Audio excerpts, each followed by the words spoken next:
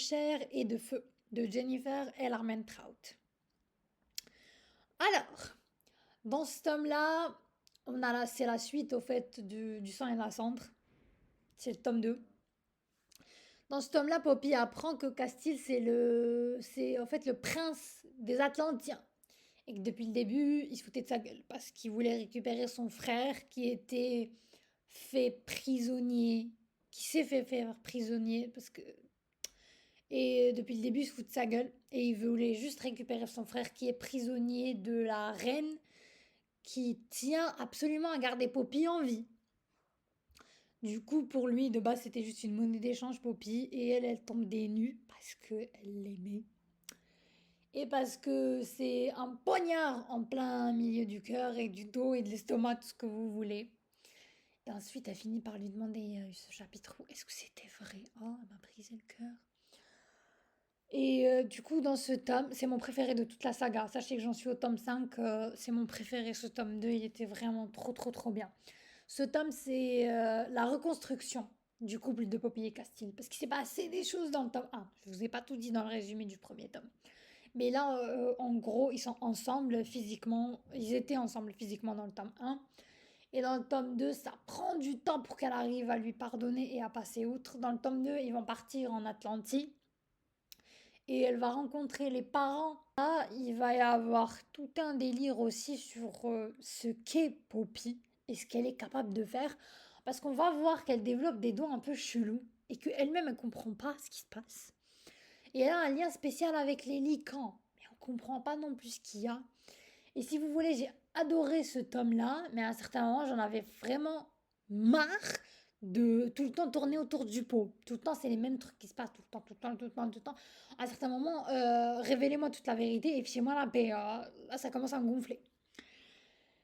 Et dans ce tome-là, Poppy et Castile finissent par se rapprocher bien plus que dans le tome 1. Ils finissent par mettre les pendules à l'heure et tout se livrer l'un l'autre. Et j'ai adoré. Franchement, la raison pour laquelle cette saga, je l'aime, c'est Castile et Poppy.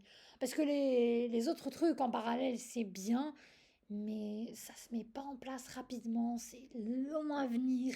Et à un moment où tu t'ennuies, tu te dis, ouais, Castile et Poppy, next. Castile et Poppy, qu'est-ce qui arrive entre eux? Qu'est-ce que Poppy va dire à Castile? Qu'est-ce qu'il va faire pour se faire pardonner parce qu'il a grave merdé? Et en gros, tout ce tome 2, c'était ça, au fait.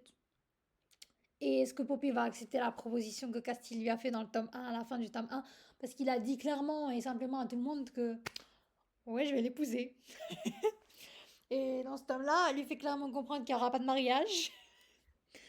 Alors, est-ce que oui, est-ce que non? That's the question dans ce livre. Mais en tout cas, j'ai adoré Poppy et Castille. Les événements et la longueur pour connaître ce qu'est vraiment Poppy et ses pouvoirs, un peu moins. J'ai bien aimé le côté mystérieux, mais à un certain moment, c'était trop de mystère. Sister, pourquoi tu nous livres pas direct ce qu'il y a au moins où on fait un peu twist de ouf, un livre un peu moins long parce que c'est un pavé celui-là. Au moins, je sais pas, aide-nous à passer le truc un peu plus rapidement. Parce que, comme je vous l'ai dit, il y a trop de zones d'ombre. Beaucoup trop de zones d'ombre et pas assez de réponses. Mais c'était un super tome quand même. Et la citation que j'ai préférée dans ce tome, c'est depuis le début, ton cœur est en sécurité avec moi. Il le sera toujours. Il n'a rien, il n'y a rien que je protégerai plus férocement ou avec plus de dévotion, Poppy. Et confiance en cela, en ce qui, en ce que tu perçois de moi, en moi. Sous ma cicatrice. Ah oui, c'est vrai. Ce qu'il voulait dire parce que tu perçois de moi, c'est parce que Poppy a un don d'empathie. Elle ressent les émotions des autres et elle peut soulager la douleur des autres. Et du coup, elle aide beaucoup Castille à soulager sa douleur et parfois, ben, elle joue les traîtresses et elle va voir concrètement ce qu'il ressent pour savoir ce qui se passe dans sa tête. Elle n'aime pas utiliser son pouvoir, mais quand elle a su qu'il lui avait menti pendant une très longue période, elle se gêne plus. Voilà. Et la deuxième citation, c'est merci. Pourquoi la caresse de ses doigts était légère. Pourtant, un frisson me parcourut pour m'avoir choisi. Ah ouais, parce que le pauvre Castille, il a eu des casseroles comme ça toute sa vie, en mode on ne choisissait pas lui, ça n'a jamais été lui. C'est vraiment triste. ce qu'il a vécu, parce que dans ce tome, on finit par apprendre beaucoup de choses sur Castile aussi, ce qu'il a vécu par rapport à son frère, par rapport à ses parents, par rapport à l'héritier du trône et tout, qui lui mettent la pression parce que son frère est parti depuis, enfin, il est capturé depuis des années. Donc, à un certain moment, le roi et la reine, pardon, doivent donner le flambeau parce que, comme je vous l'ai dit dans le résumé du tome 1, les Atlantiens vivent très longtemps.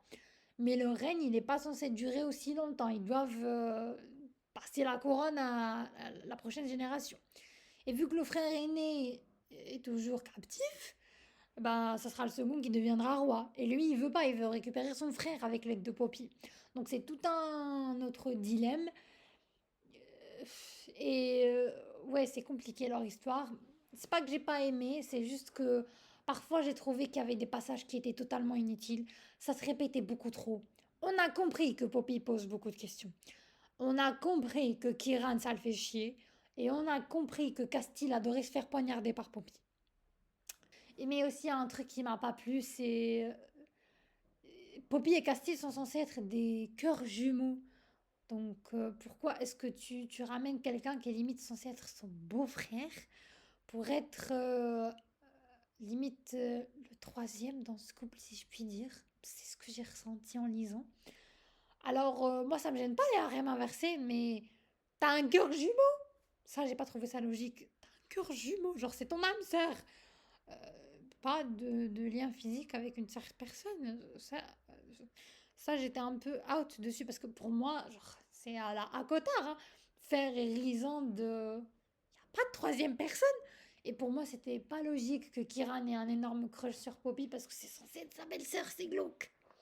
C'est censé être le frère que Castille a toujours, vous voyez. Donc ouais, à un certain moment, je me demandais, mais à quoi elle joue l'autrice? Elle avait qu'à faire harem inversé dès le début, j'aurais pas été aussi estomaquée. Non, c'est pas le mot, estomaquée n'est pas le mot. Le mot, c'est gêné. Parce que on le perçoit comme son beau-frère au début. Et... Oui, un peu bizarre.